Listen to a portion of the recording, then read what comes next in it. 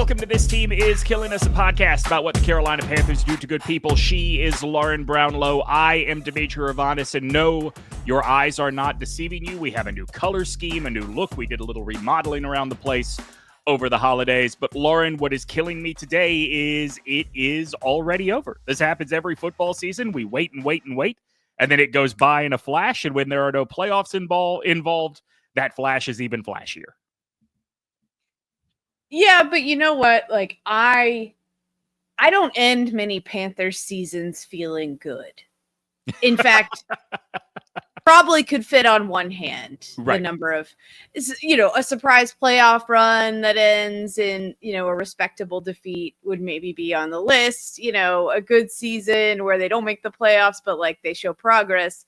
Yeah, and I ended this season feeling good, which is a rarity for me. So I'm still kind of like basking in that, to be honest. And like I'm a little glad they don't have to play again to ruin the feeling that I have. Yeah, I mean, I guess I understand that. So let's start with the boring thing, the thing every team podcast does. Let's sort of do the report card angle of this. So for the team for the season, how do you feel? Because I think, like, you're right, it ends on a high note, but I don't know that necessarily means this was an A or even a B plus kind of season for this team.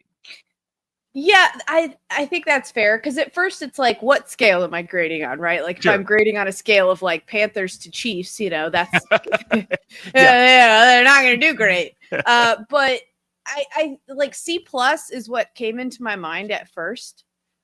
Which honestly, like, considering the last few years have been in the DF range, like it is an improvement to be a C plus, and a C plus shows like potential, and maybe you're just not applying yourself enough, or like maybe you just have a few little pieces that you need to put into place. Sometimes a C plus is the best you can do, and that's maybe just a geometry high school reference for me personally. Even when you're doing your best, I think that it's fair to say C plus. I was thinking B minus, but maybe B minus is kind of grading on that curve, right? Last year was undeniably an F.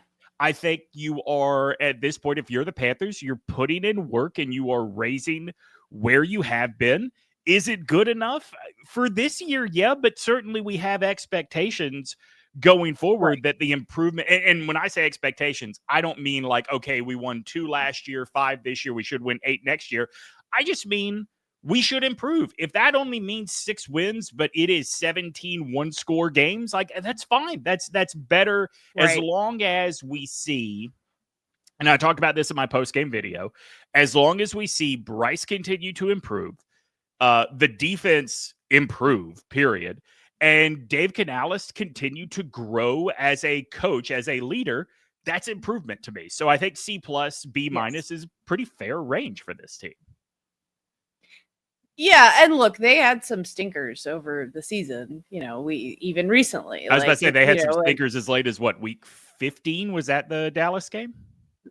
The Bucks game too was not good. I mean, I know this was their first game without Chuba, and they didn't have Miles Sanders either, but at the same time, like, just to get destroyed like that by like an okay Bucks team, but not a great one by any stretch, it's like, no. But I mean, it overall, like I think like you saw forward momentum, which is, what did we say at the beginning of the year? Like, we didn't necessarily even put a win-loss number on it. It was just more like, let's see promise, let's see improvement, let's see offensive improvement, because you've invested this much in it. We saw all of those things throughout the course of the season, not always super consistently, but we saw it. The defense we knew would be a disaster. It was. So, I mean, but that's eventually, like, Bryce progressed wildly from the start. And in fact, like, I was talking about it with friend of the show, Nada, the other day on text, and like we were talking about like how we're both surprised there hasn't been this massive feature story on like BryceYoung's personal sports psychology, whatever it was that like completely fixed. It couldn't just be sitting and watching. We've seen quarterbacks sit and watch before, and it didn't improve them like this much. There had to be something else, but you would think whoever did this to him would be like shouting it from the rooftops. Well, I guess you can't because of HIPAA, but like you would think that like we would know about this by now, because I'm fascinated by that element of it for sure. Yeah, absolutely. It's interesting. I was on with my buddy Tyler Head down in Columbia on his radio show, literally right before you and I started recording. And he played a clip of Bryce's exit interview, that last media availability of the season. And the dude speaks in footballisms, right? Like, this is a dude that has spent a lot of time in front of the camera. Maybe it's possible that the dude just doesn't want to let us in to that right now, because I agree with you. I feel like if he were willing to participate, Fox, ESPN, CBS, NBC, somebody would have done this story by now, because it is a complete 180. I saw someone on Twitter as I was putting together the post-game interview, and I was looking for a good clean shot of his called shot touchdown. And when I found one, someone underneath had replied like it was like he knew where the camera was and was staring right into the soul of everybody that wrote him off as a bust. And I think that was pure coincidence, but that really is to think that we can get there from the dude we saw in week 2. That deserves examination. Week 1, right? Especially. Absolutely. Week 1 was worse because, I wrote it and I've talked about it. It literally looked like a fan who won a contest to play quarterback and was like, this will be fun. And then was suddenly like, oh God, I might die. The panic in his eyes was real. And it's not just like a quarterback going out there and struggling. To me, it was just all in demeanor too. And you just saw such a shift. And I think you saw the shift partially when he remembered to have fun again. And that was beautiful to watch as well. And was easy to sort of draw people in, including me, the skeptic. And I was sitting there I thought he was done. We both did. Yeah. I was like, there's no way. And we were both especially after wrong. week 3 when they looked so much better with Dalton. I think that next show, I said, I just don't see how you can go back to Bryce at this point. Right. Which is why for Bryce, look, I think that you've got to be honest about the beginning of the season being what it was. The second half of the second Buccaneers game was what it was. So I can't say A or A+, but I think an A- for Bryce is pretty fair. Yeah, I might have to go on the whole season, I might have to go B-ish range just because of everything in the beginning. Yeah. But by the end, I don't know, if you make the finals count for a bigger percentage of your grade or whatever to stretch the analogy, then yeah, I would certainly be fine with that. Maybe we take this out of grade because you're right. You have to look at it as a whole, and we just go with the sticker system of grading. Bryce is the only one that gets a gold star, but he surely gets a gold star.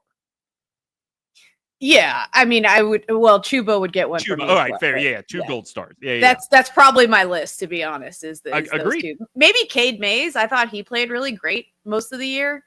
Some of the offensive linemen played really well, I think. But those 2. But I'm not technically inclined enough to know which ones or right. Yeah, or how. I'm Robert right there Hunt. with you. Maybe Robert Hunt would be up on my list, but those 2 for sure would Chuba and Bryce would get gold stars for me. There's no question. Last of our report card grading, I think it is 100% fair. And a tip of the hat to say Canales gets a C. To me, making him the head coach this year in his career arc, making him a head coach this year is taking a second grader and saying, congratulations, you're a high school freshman now. There is so much that he did not, so much institutional knowledge of being a coordinator even, that he did not have because he hadn't gotten to that point yet, that he was just forced to skip over. And I don't blame him for skipping over it. You take the opportunity when it comes to you if you're that guy. And he got better. We saw him over time sort of lose some of that timidness, but the timidness was there. I think C is fair, and I don't think C is bad given the situation and especially what the situation looked like in the beginning. Yeah, I might even be inclined to give him the same grade I gave the team overall, which would be a C+, because there were moments of befuddlement for sure. And but I think again, it's the promise. It's the potential that I see there. And I think was on very clear display at times, especially by the end of the year. They were even remarking in the finale about the way some of the run plays were designed to trick the defense and to and we just haven't seen that in Carolina. We really have not. We have not had, I was trying to think of an offensive coordinator or play caller I've trusted this much overall, right? Mm-hmm. And it's probably hasn't felt that way since like Norv Turner. And like, I mean, not that Norv didn't do a great job, but like Cam Newton was a big part of that too, obviously. And it wasn't that this is a franchise historically frustrating on offense, like with its play calling, conservative, all of that stuff, but like just will not take chances, is perfectly content to have a quarterback that's not very good and a great running game and a great defense. That's been their identity more or less over the years. And that's led to some frustrating offensive play calling stretches of time.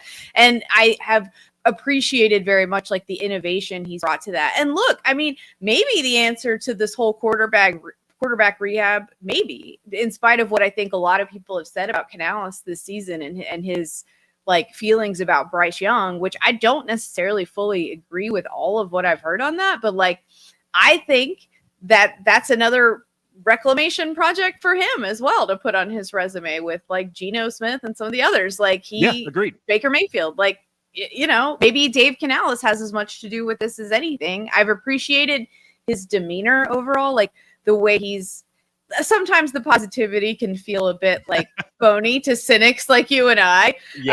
Sorry. But, at the same time, like I'm sure that helps in a locker room where things aren't easy all season long. And you saw this team like never give up and never stop fighting. And so maybe that, sort of relentless optimism, which almost sounds ominous. But whatever, that's just the way my brain works. But that rubbed off in a positive way, I think, on that locker room, because it's not like he talked down to them or lied to them about who they were, but at the same time, it's like, let's just go out and try to get better and to try to play better next week and try to do a better job next week. Everybody, and I think that helped a lot, but really it's just the imagination, whatever, of his like offensive play calling that has me the most intrigued. Some game management stuff needs work, but he would always like be quick to seemingly like recognize that and adjust it. We were critical of him not going for it on fourth downs. By the end of the year, they were way better about that.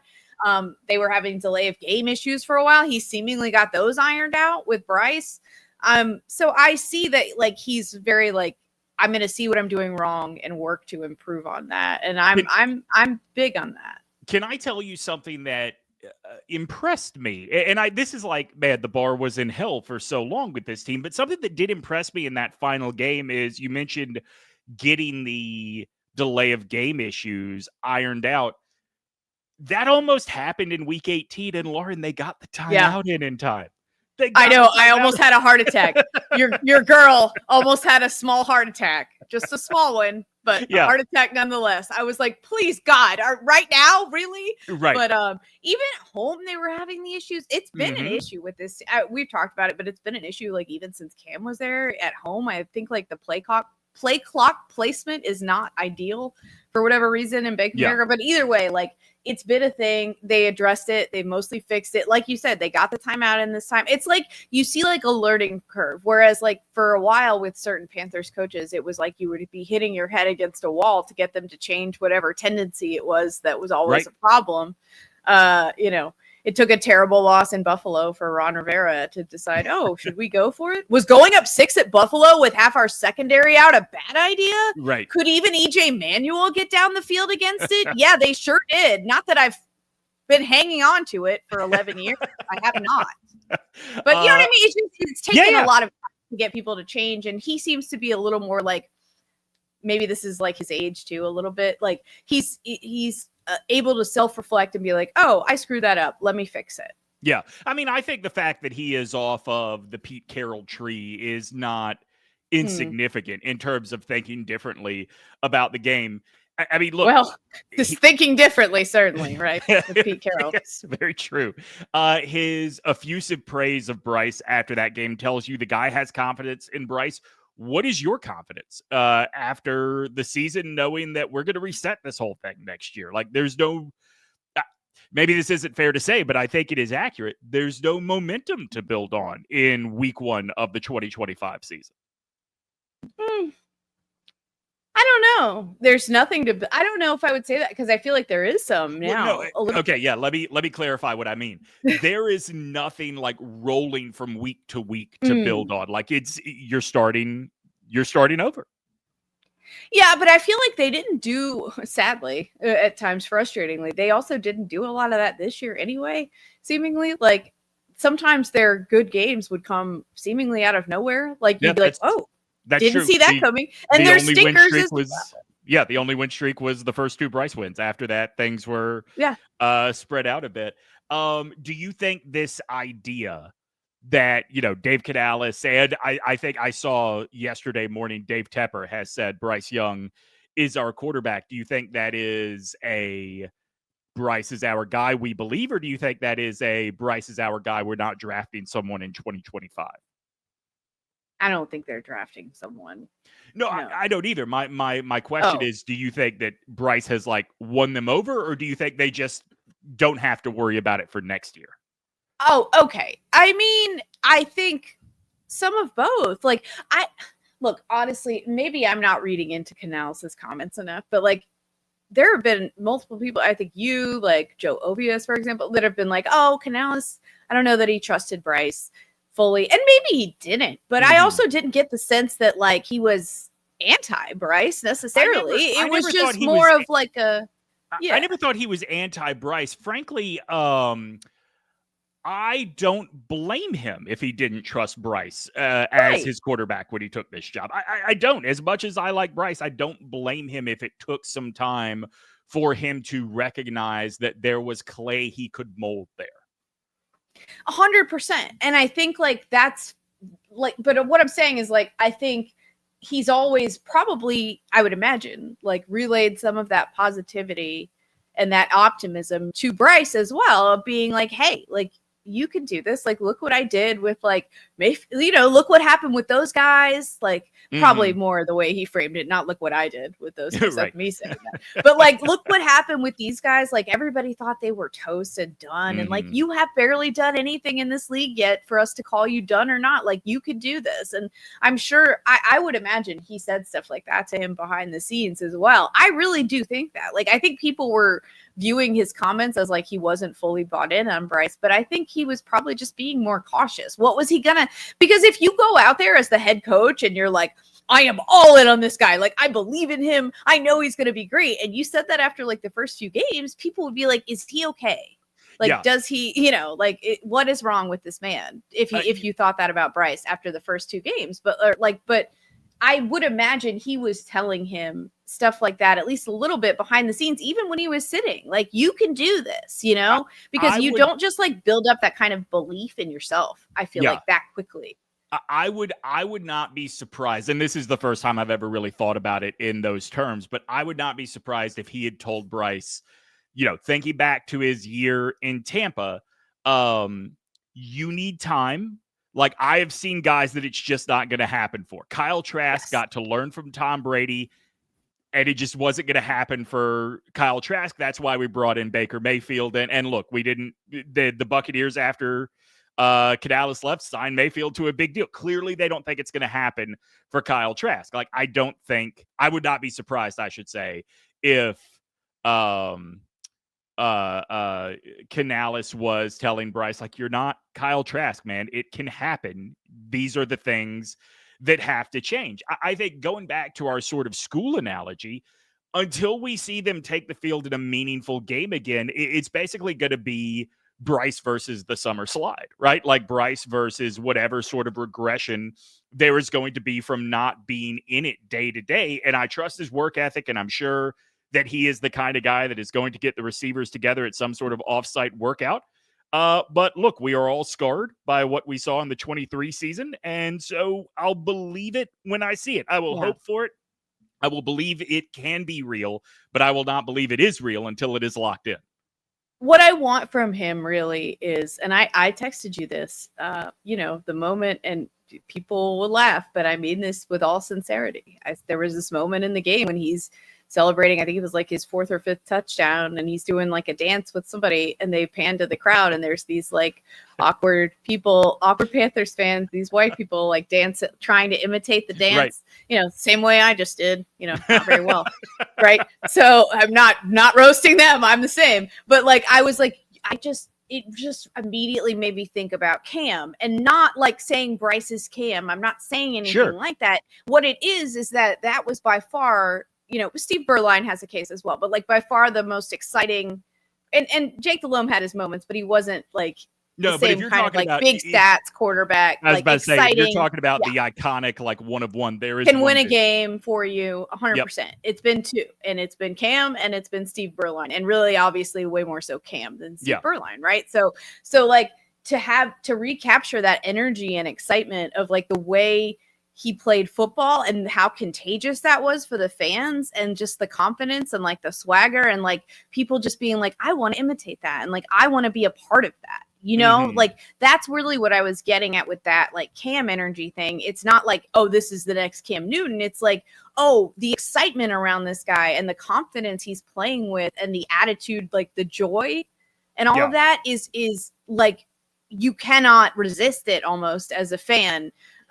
It's very difficult to like, it's electric. It just, it makes everything more fun.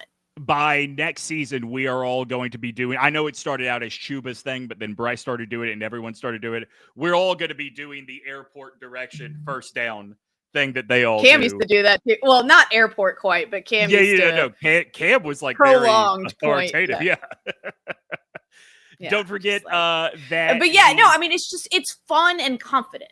You know what I mean? Agreed. And like, that's a difficult combo to resist. Like to call touchdown.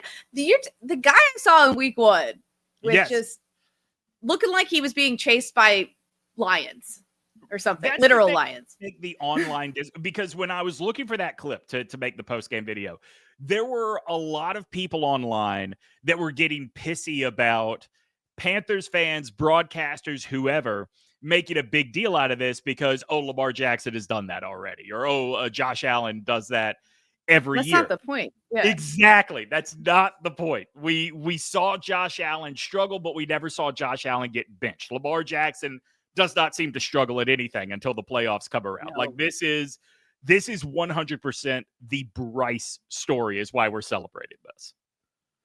Yeah, it's about Bryce. It's not about like he did something so original. It's about like, wow, this guy that came from like looking like a panicked, person in the opener, all of a sudden is like calling touch. Because I was like, of course, the way my cynical and very pessimistic at times brain worked, I was like, please catch it. Like I literally even had time to think that. I was like, please don't drop this. Well, especially when he sort of bobbled it before securing it. I think the fact that you saw Steph Curry, who we know is a dedicated Panthers fan, celebrate it on Instagram. We saw Cam Newton, who, no matter how he feels about the Panthers, I think seeing a young Panthers quarterback, and maybe specifically a young Black Panthers quarterback, do this and turn this around. Like, I think there's an emotional connection there that if you're not a fan of the guy, a fan of the team, you're not going to get, and that's okay. But don't yuck our yum for the moment, so to speak. Yeah, it's not about originality in that moment. Right. It's about like, wow, Bryce has swagger now?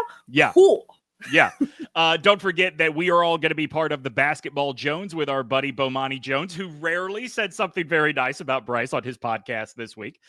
He is going to be part of a night celebrating basketball in the Triangle. Lauren Brownlow is going to be the host of the show, but it's going to be Bo. It's going to be Ovius and Giglio. It's going to be members of the 2009 Tar Heels National Championship team. We've got some more guests we will announce this week. This is going to be a lot of fun. It is all happening at the Rialto on January 31st. Get your tickets right now. And if you sign up for OG fans, for an OG fan subscription, I will send out a new link for discount on tickets to make sure you are getting those. OG fans is where you get everything we do here at OG Triangle Media, including Lauren's Panthers columns, which come out each and every Monday. Go to ogtrianglemedia.com to sign up for OG fans. All right, Lauren, so now we turn to the offseason, and improving this defense is going to be the biggest task that Dan Morgan, probably a bigger task than getting Bryce some help last year, because as bad as the 2023 offense was, it was not NFL historically bad the way this defense was this season. It is why, as my I would say over the course of this week, as I have thought about what the needs are and the way things have evolved, like, I think the front you definitely want to address in the draft, but that needs veteran help. I think you get as many young bodies that can grow together as possible in the secondary. And there's such a big drop from the top defensive backs in this draft to the second round guys that doesn't exist with pass rushers. That top 10 pick, if you are not prioritizing a corner, I think you have screwed up. I mean, I could see that, but also, I mean, look, if they want to draft a pass rusher or, a big old, big old defensive tackle, I guess they have Derek Brown, and Ashawn played well, I think, for the most part as well. Here would be my pushback. In the second round, with pass rushers, in the second round, you could probably get, if you want to go with a linebacker, you could get Jihad Campbell out of Alabama. If you wanted to go with a true defensive end, you could get Kyle Kennard out of South Carolina, which, given this team's history, Kyle Kennard is probably what they will do, given their Gamecock obsession. But even if you waited till the third round, like a dude like Donovan Ezeraku out of Boston College, who, if you are not familiar with his game, 17 sacks and 3 forced fumbles this year, like that dude's a force. But that dude's a third-round talent. I think after Ben Morrison out of Notre Dame, there's a huge drop-off to the next group of corners. So with that top 10 pick, you get the best one available. Listen, you are far better plugged into draft knowledge than me, so I will certainly defer to you on that. And corner is an enormous need. Obviously the line is a big one too. It mostly because let me ask you a question about run. If you can't stop the run, you're not stopping anything. Agreed. And I think that Derek Brown going down as early as he did completely changed that. Even Shaq going down changed what was possible for them in the middle. Do you look at some of those guys they got on 1-year rental deals in the defense? I'm namely talking about Clowney and Wanham. Wanham didn't play much, in part because of injury, but then even when he was healthy, we didn't see him much. So you got to assume he's probably gone. What about Clowney? I was pleasantly surprised with Clowney. I was too. I wouldn't hate if they brought him back, but it would have to be at the right price. Yeah, I was going to say, that's the only thing. And he looks his age, which so do we all, so do many of us. But he still, had some nice moments. He was disrupting things at times, whenever the Panthers got disruptive at all in the game. It was usually Clowney in the area. And he's still playing pretty well. It seemed like his attitude was really good, for them, and that was probably important to have on that defense, because look, that was a group that was terrible. Let's be real. We understand that. And it was hard to watch at times, but every now and then they would kind of get it together and make a big stop or get a turnover. And you could tell that they were still had a positive outlook about things, so to speak. And I would imagine Clowney had a good amount to do with that, at least to some degree. And so that that's really nice to see. I liked him. I enjoyed having him around. I would be fine. Like you said, it's got to be cheap. Did you see some of the stuff that was written about him coming home, basically? Because I think he's from Rock Hill, if I remember right. Basically coming home, some of the stuff that was written early in the season, he talked about having the opportunity to come play for the Panthers earlier and not wanting to because he didn't feel like he was in his best shape. He didn't feel like the Panthers were in the best shape. And he thought that if he were going to come home. Sure waited for a time when they were in great shape. Well, but maybe his options weren't in the best shape. Right, yes. He talked about not wanting to come home if he didn't feel like he could be successful. I read this enough to believe him when he says that. I think that being a Panther, being able to play in front of his family really did mean something to him. So does that mean I'm counting on a hometown discount? No, but I don't think it's outside the realm of possibility he comes back. I was going to say, I don't either, because are people really going to be clamoring for him right now necessarily outside of the Panthers? I mean, it's possible, but I kind of doubt it. And so I doubt that he's going to get a much better. Let's put it this way. If he's going to get overpaid, only one team is going to do it. Yeah. It's the Panthers. Yes. And also I think there's something to be said for him, in the tail end of his career to be back home and to help be part of, turning this thing around potentially. right? And I think like that would be appealing to me, certainly in the twilight of my career. Maybe depending on the money, I don't know how appealing it would be, because like that's the thing, is they're not going to have a lot of it to get out. And maybe you can speak to that issue better than I can, but I know they don't have much. They're going to have about 47,000 or 47 million. Oh, I was like, Jesus Christ. Yeah, they're going to have about 47 million. So it's enough to do something. It's not enough to like do a complete makeover. My son was asking me while we were walking through the Panthers pro shop at Bank of America Stadium, like, well, what do you expect next year? What are they going to do in free agency? And I said, NFL free agency is so hard to predict because the franchise tag can change everything, right? The only thing we know for sure is that T. Higgins wants the fuck out of Cincinnati. And after that, you don't know what's available. I think another veteran wide receiver presence for Bryce would be good. I don't think you spend T. Higgins money, because I think that, whether or not this is what everybody wanted, I think Jalen Coker has emerged as a potential number one receiver for this team for a long time. I've eaten the crow on that one, for sure, because I was like, who's this clown? An undrafted free agent. But you're not alone in having to eat the crow, because a lot of people were like, oh, of course, the undrafted free agent is getting more catches than the first round pick that we traded up for. I mean, yeah, he kind of earned it. Like, I think this is real. I think Liggett will take the offseason and get better. But if you wanted to, and you're not, I think the guy you have to prioritize keeping is Thielen, at least for one more year. And after that, you probably need a fourth guy. Do you add a veteran lineman? I don't know. I feel like Icky played much better. Yeah, like I think he earned another year as the starter at left tackle. I'm fine with it. He played much better. Do you go get a true center? I don't know. Like you pointed out, Cade Mays seemed to do pretty okay. Yeah, I mean, I think I would maybe add for some depth, but that would be like much lower on my priority list than almost anything, certainly on the defensive side. And then obviously I don't know. I wish they could maybe they could draft another running back to like have in the reserves. I've thought about this instead of signing one. Yeah. I've thought about this a lot. Like, it seems you absolutely are not going to have Brooks next year at all. Oh, good. I think you sign someone short term. I don't think you draft, and then that's just the only reason I say that is like Miles Sanders. Maybe it's just like Miles Sanders trauma, because like that contract was too much and I didn't want any part of it even then. And it's like, and he's going to be gone, right? Like they've got to get rid of him. You would have to. He's only 27. I know he's had some serious injury issues, but somebody is going to be willing to offer more than the Panthers are.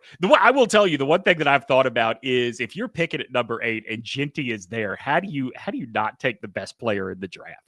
Like, I know that's crazy, but unless maybe if Genty is there and the Cowboys are like, we have to have him and you can fleece him for everything. That's very Cowboys. It absolutely is very Cowboys.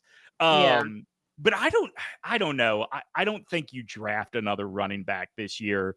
I'm not saying high. I'm saying because you can get good running backs like later in the draft, or like at least running backs that can certainly be in like a backup role for you, if nothing else. Because I think that was the biggest thing. Like when Chuba went down, Miles was hurt already, and he wasn't like, I was more annoyed with him in the finale, although he did catch the game winner. So shout out for that. But like the runs, I was just like, oh God, it just was, The thing I think they have to decide about the running game is what.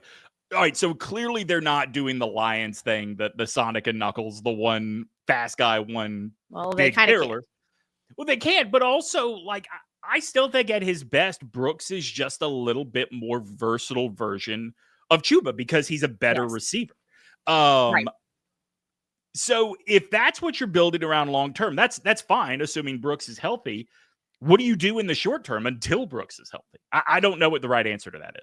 And to a point, I think you made that point, like with comparing them more to like Stewart and Williams back in the day, Jonathan Stewart and D'Angelo Williams, because one of them was Stewart that was the pass catcher of the two.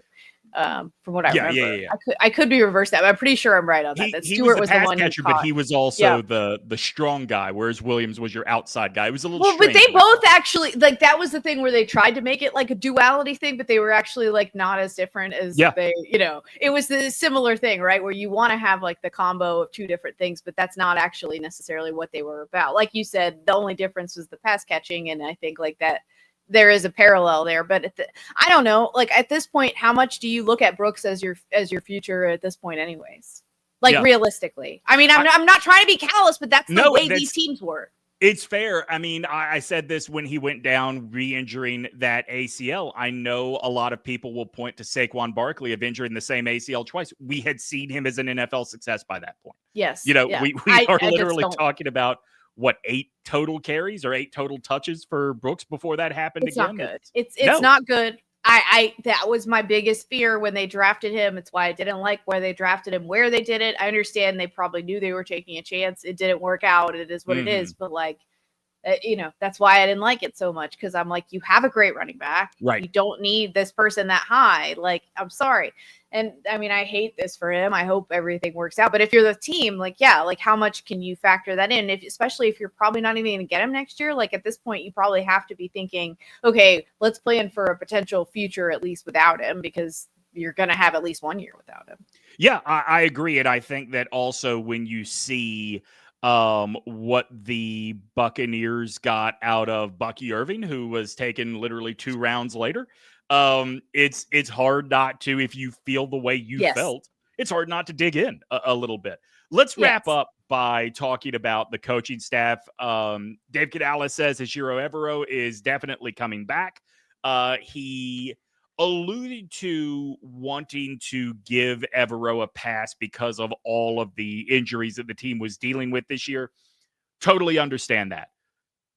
The results are the results, though. And I'm not saying Evero should be fired. I don't think it should be give him a pass. This is the worst scoring defense in NFL history. I would have the guy on a short leash. I think that's somewhat fair. I will say this, like, because I saw some of that. I mean, look, there are moments for sure where you can at least point to something, and we don't always know from our angle. Is it execution? Is it the call being made or whatever? You know what I mean? So, like, for instance, when the Falcons run literally the exact same play twice in a row and score on it the second time, that is certainly a moment where you would be somewhat justified in expressing your frustration at the defensive coordinator. And I'm not going to argue with that. But on the whole, I tend to agree with. I mean, we said before the season, with everyone healthy, we were like, this is some of the worst defensive personnel we have ever seen on a Panthers roster. I know it's true for me. And that was before the big injuries. And then, like, your 2 best players get hurt very early. And so, like, I think.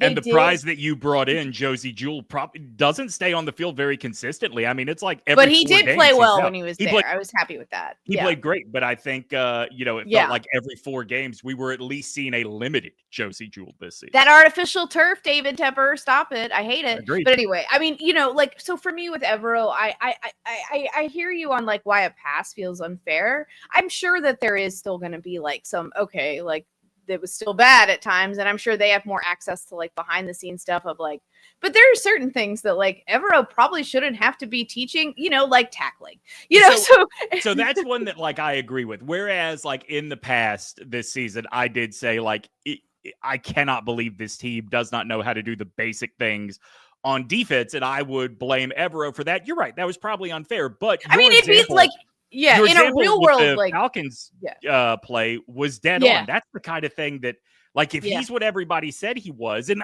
I don't think he's not. I just think this is a really hard situation for Evero. Yeah, I think it's just tough it's tough to evaluate. It's almost like in a real world situation, like you're hiring, like, I don't know, a painter as an engineer at NASA and or something, or I don't know, just something where you're like, you literally don't have the tools to do the job that you need. You just don't. You might be a smart person who's going to do your best, but like, I don't know. It's like, or like giving, better analogy is like giving a NASA boss, like a bunch of painters that have some science knowledge and being like, make a rocket. And you're like, what? Yeah. How are we supposed to do that with these people? And I think like that's the best analogy I can think of with some of what Evero had to work with, especially as the injuries kept mounting up. But yeah, like, I mean, and I've liked some of what I've seen from him, been unsure at other times. It's just so tough to evaluate when you literally don't have like even the most basic tool set. You're like trying to improvise tools out of household appliances that you're like, oh, this isn't supposed to be used for that. Jim Caldwell is in the building and was a consultant for Canales as a head coach this year. In 2025, I'm still of the belief that going from your first year as a coordinator to calling plays and being a head coach was a challenge Canales wasn't up for. And I think he'd be better off if somebody were picking the plays out of his playbook. I would be very happy if they hired an OC next year. What do you think? Well, they have one, but do they? Yes, they do. I mean, that's his title. It's like Brad Idzik, I think it is his name. I mean, technically that's his title. He doesn't call plays, I guess. Yeah, like that's his title. See, I think that the Panthers would benefit from, or I'm sorry, not the Panthers. Well, the Panthers too, but Dave Canales would benefit from being able to be a little bit of the 30,000 foot up view on game day. I know this isn't college football. We're not looking for the CEO kind of head coach in the NFL. You do have to be more active. I just think it was a big leap to ask of the guy this year.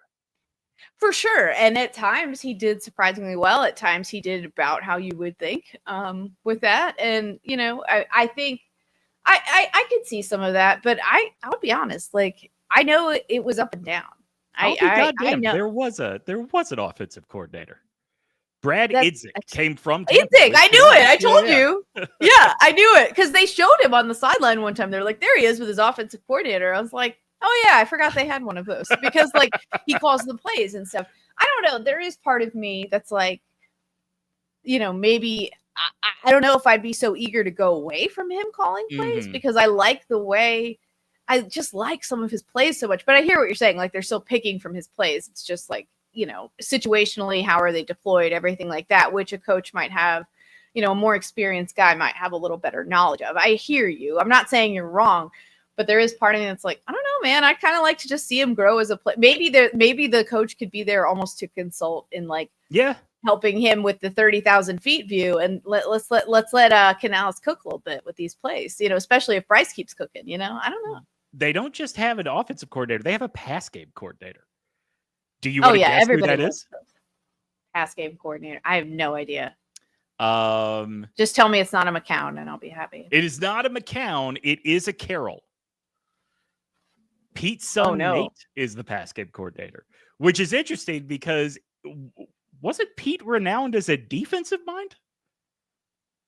Yeah, but although weirdly in Seattle, I feel like that got a little retconned because their offense started like humming along a little bit. And he was at USC too, which is traditionally not thought of that way. Right. It's like more of an offensive whatever. So maybe it got retconned a little bit, but you're right. But I mean, hey, they're the new listen, I have very few complaints about the pass game as a whole this year. So whoever was in charge of it, you know, keep doing what you're doing. You know, you're doing a good job for the most part. I like where it's going.